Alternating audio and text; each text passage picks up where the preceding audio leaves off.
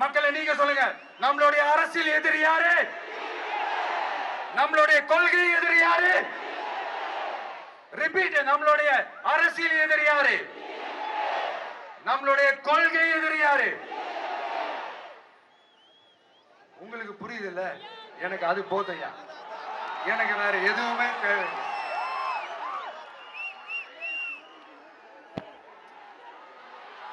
அதனாலதான்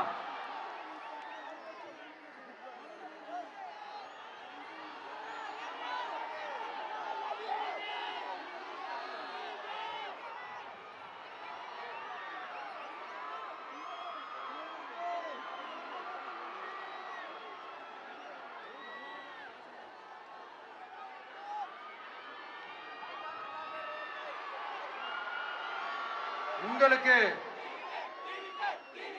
நம்மளை பத்தி, நம்ம அரசியலோட, நீங்க எல்லாரும் என்னோட அரசியலோட கனெக்டடா இருக்கீங்கன்றது ரொம்ப தெளிவா தெரியுது.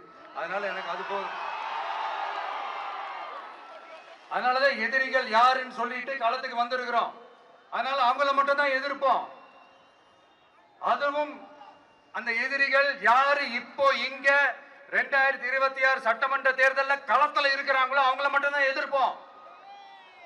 சும்மா களத்திலே இல்லாதவங்களையும்,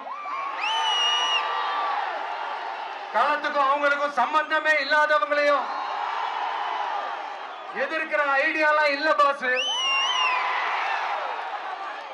நீங்க கேட்கிறீங்கன்றதுக்காக எல்லாம் எதிர்த்துட்டு இருக்க முடியாது பாஸ். எங்களுக்கு நிறைய வேலை இருக்குது.